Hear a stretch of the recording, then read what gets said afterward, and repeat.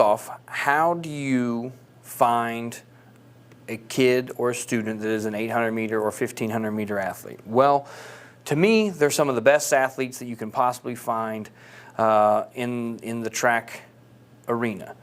800 meters is probably one of the toughest events, and if you can run the 800, then you can run the 1500 most of the time. Occasionally you do have the kids that are an 800, 400 runner, but these kids have a tremendous talent. Just because they're not the top 100 meter runner in your school or in your area, or they're not the top 5K runner, doesn't mean that they're not a good athlete. These middle distance races, as I'll refer to them, are some of the toughest races to prepare for and toughest races to race strategically. So I always look for first boys and girls that are athletes. I look for a kid that could be a long jumper or a pole vaulter, a kid that could be a hurdler, but that has the aerobic ability to do the 800 and the 1500 meters.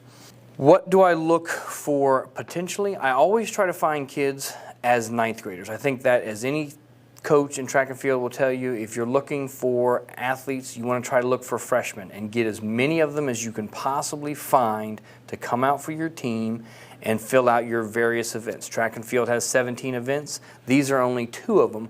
But if you have a kid that can do the 800 and the 1500, they can go up into the 2 mile, they can go down into the 400, they can run on relays, and that makes them a very versatile athlete.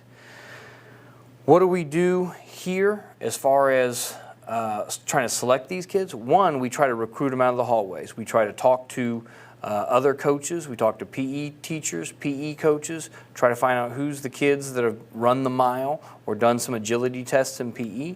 Sometimes I walk down the hallway and I just grab kids and I say, hey, have you ever thought about running track? Have you ever thought about running the 800 or the 1500? We also, once we've gotten our kids, and we get them from different sports, they don't necessarily just come to track because of track. Some may have been from cross country. Some may have been from football. Some may have come from soccer or wrestling or basketball. Lots of kids will give track and field a try because they've never done it before. A lot of kids have not participated in track and field as little kids in elementary school and middle school. But they have played soccer, they have played basketball, they have played football. So you look for kids that have been involved and get them involved in your sport. And then once they try it, they usually get hooked. Once you have figured out who your athletes are, then you can look at trying to identify which ones are going to be best suited for the event. In this case, the 800 and the 1500. And one of the best strategies or tests that I use is called the Cosman test. We'll get into that a little bit later, but it's a specific test designed to find out who has the physical capabilities to run the 800 meters or the 1500 meters.